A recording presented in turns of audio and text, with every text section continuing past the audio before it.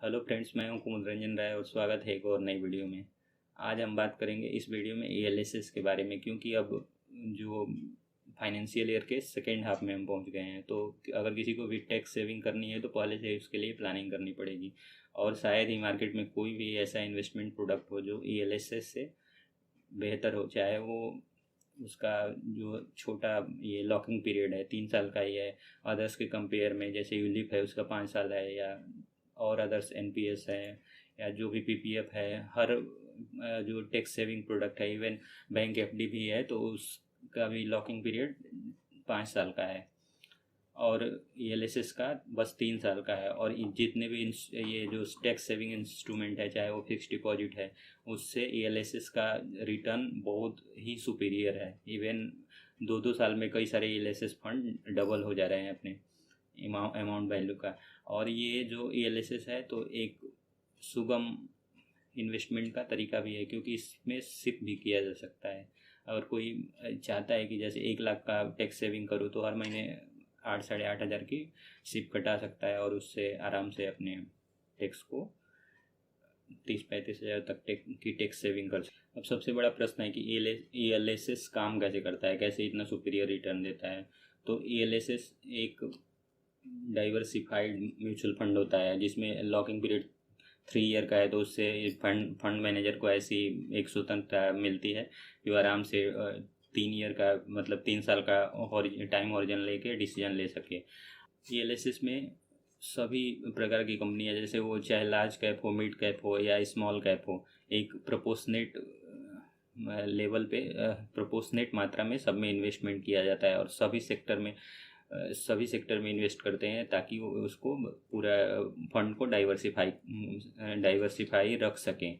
और ये जो इसका जैसे जो फंड मैनेजर है, इस बात को मैं हमेशा इस बात को कंसीडर करके कोई डिसीजन लेता है कि कैसे कम रिस्क लेते हुए ज़्यादा से ज़्यादा रिटर्न इसके थ्रू जनरेट किया जा सके। ईएलएसएस का सबसे बड़ा बेनिफिट ये है कि जो अदर्स टैक्स सेविंग इंस्ट्रूमेंट है, जैसे एनपीएस है या फिक्स डिपॉजिट है या इंश्योरेंस है, तो उनसे बहुत सुपीरियर रिटर्न देता है। और इसका लॉकिंग पीरियड भी छोटा है, 3 साल का है। इसलिए अदर्स में या कोई यूलिप प्लान है तो उससे काफ़ी बेहतर है, क्योंकि नेट अगर देखा जाए तो इसका रिटर्न इन सारे इंस्ट्रूमेंट से बहुत बेहतर है। और एक छोटे टेन्योर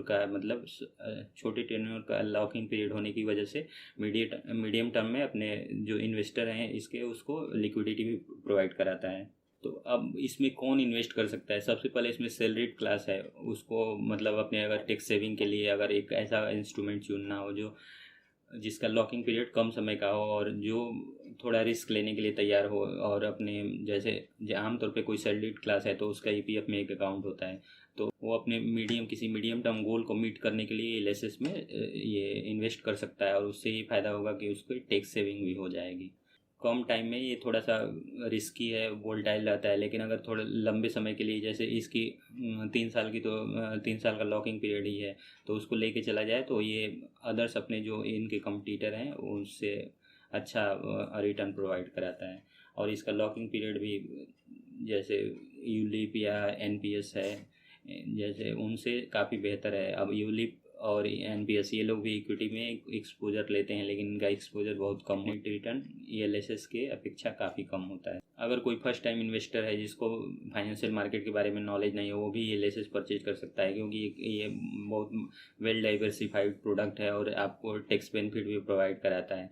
और टैक्स बेनिफिट के साथ साथ हमेशा सुपीरियर रिटर्न, अगर पिछले 3 साल का रिटर्न देखा जाए तो वो लगभग सीएजीआर पर बहुत सारे फंड तो 40% के आसपास किए हैं, लेकिन एक स्टैंडर्ड रिटर्न देखा जाए तो 25% के आसपास हुआ।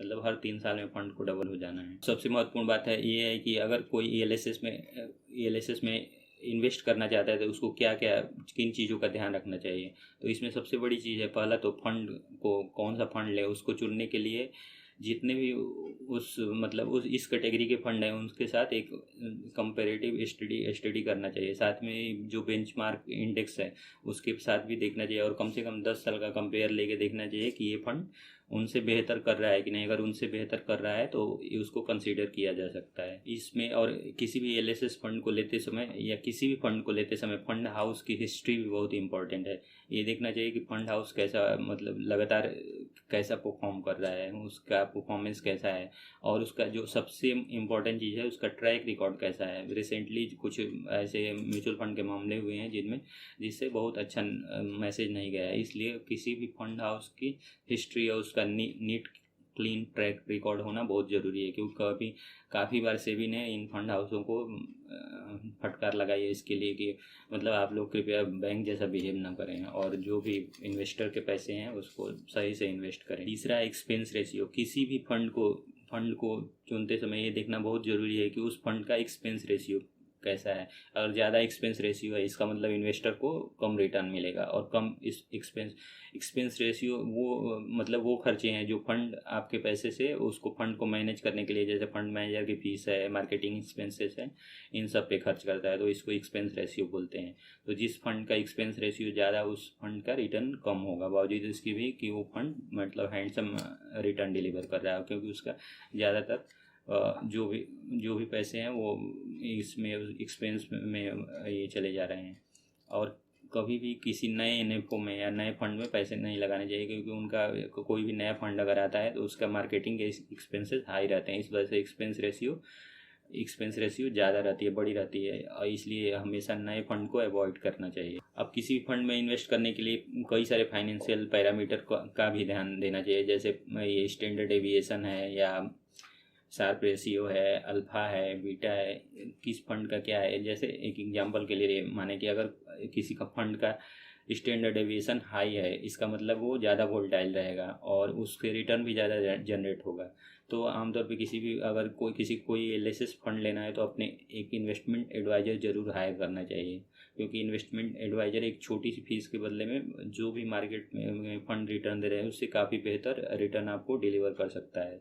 और काफ़ी लोग मतलब आजकल ये जो फिनटेक कंपनियां हैं वो एडवर्टाइज करके डायरेक्ट फंड में इन्वेस्ट करने के लिए प्रोत्साहित करती है, लेकिन अगर आप किसी अच्छे इन्वेस्टमेंट एडवाइज़र को हायर करते हैं तो वो जो भी डायरेक्ट फंड है उससे बहुत बेहतर रिटर्न आपको जनरेट करके दे सकता है।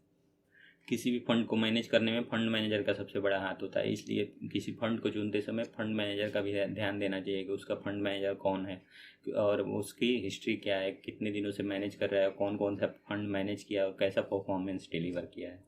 कुछ टॉप मतलब ये मैं पहले ही क्लियर कर देना चाहता हूँ, ये कोई रिकमेंडेशन नहीं है, लेकिन जो टैक्स सेविंग मतलब ये लेसेस फंड है उसमें सबसे टॉप के जो फंड हैं उनमें से कुछ फंड हैं। ये है क्वांट टैक्स प्लानिंग फंड, जिसने 41.17% पिछले 3 सालों में रिटर्न डिलीवर किया है। इसका मतलब ये हुआ कि हर 2 साल में फंड की वैल्यू डबल हो गई है।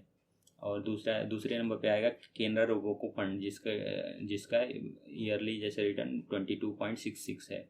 मिराज एसेट्स फंड, जिसने 21.88% का रिटर्न डिलीवर किया है। चौथा IDFC टैक्स एडवांटेज फंड, जिसका 3 साल का रिटर्न 24.83 है। और 5वें नंबर पर कोटक टैक्स सेवर फंड, जो 20.49% का रिटर्न है। इक्विटी लिंक सेविंग स्कीम के एडवांटेज क्या है, तो सबसे बड़ा इसका एडवांटेज जो है इसकी लिक्विडिटी है। इसका जो लॉकिंग पीरियड है वह 3 साल का ही है। कोई भी जो टैक्स सेविंग इंस्ट्रूमेंट है उसका लॉकिंग पीरियड 5 साल से कम नहीं होता। इवन जो टैक्स सेविंग FD है उनके भी लॉकिंग पीरियड 5 साल के होते हैं, इसलिए मीडियम टर्म में एक लिक्विडिटी का अच्छा विकल्प है। दूसरा, सुपीरियर रिटर्न। तो ये अदर्स जितने भी, चाहे यूलिप हो या फिक्स डिपॉजिट हो या ये इंश्योरेंस हो, इनसे या NPS हो, तो इनसे काफ़ी सुपीरियर रिटर्न देता है। जो भी हिस्टोरिकल परफॉर्मेंस है उसके आधार पर फ्यूचर का प्रेडिक्शन नहीं किया जा सकता, लेकिन बावजूद इसके भी ये जो जितने भी LSS हैं वो बहुत सुपीरियर मतलब आराम से 25% का CAGR डिलीवर कर देते हैं। रिटर्न है मतलब पोस्ट टैक्स रिटर्न है LSS में, वो अदर्स इंस्ट्रूमेंट के कंपेयर में काफ़ी ज़्यादा है, क्योंकि जो इसमें LTCG long term capital gain tax है वो 1 लाख की पर ईयर इनकम फ्री है, उसके ऊपर ही कोई LTCG अप्लाई होता है, वो भी बस 10% के रेट से होता है। और इसमें 3 टाइप के इन्वेस्टमेंट ऑप्शन है। इसमें एक है कि ग्रोथ ऑप्शन। ऑप्शन में किसी को एक ही टाइम में जब उसका रिडम्पशन होता है, फंड का रिडम्पशन होता है, उसी समय पे आउट मिलता है, बीच में कोई भी डिविडेंड या किसी टाइप का बीच में पेमेंट नहीं होता है। दूसरा है एक डिविडेंड ऑप्शन। डिविडेंड ऑप्शन में ये है कि टाइम टाइम पे जो भी म्यूचुअल फंड हाउस है, अगर कोई डिविडेंड मतलब एक्सेस कैश बचता है तो वो उस डिविडेंड के रूप में अपने इन्वेस्टर को डिस्ट्रीब्यूट करता है। और ये एक मतलब जो भी टाइम टू टाइम एक लिक्विडिटी प्रोवाइड करता है, इसका ये बेनिफिट है। और ये पूरा का पूरा टैक्स फ्री है। तीसरा ये है एक डिविडेंड री इन्वेस्टमेंट है। उसमें ये कि जो भी जितना भी डिविडेंड इनकर्ड होगा उसको, जैसे कंपनी जो फंड हाउस है उसको फिर से उसी फंड में इन्वेस्ट कर देगा। इसलिए जो NAV है फंड की वो लगातार बढ़ती जाएगी। ऐसे ऑप्शन उस समय लिया जाता है जब मार्केट हमेशा अपवर्ड, जैसे अपवर्ड स्विंग में रहता है, मतलब मार्केट जब बढ़ता रहता है उस समय ऐसे फंड का चुनाव किया जा सकता है। वैसे जैसे मेरा पर्सनली ग्रोथ जो ऑप्शन है वो सबसे बेहतर होता है, उसमें अन्य के कंपेयर में हमेशा सुपीरियर रिटर्न डिलीवर होता है। तो आज की वीडियो में बस इतना ही, और कोई नया टॉपिक हो तो प्लीज़ सजेस्ट करें, और अगर वीडियो अच्छी लगी हो तो इसको लाइक करें, शेयर करें और सब्सक्राइब करें। धन्यवाद।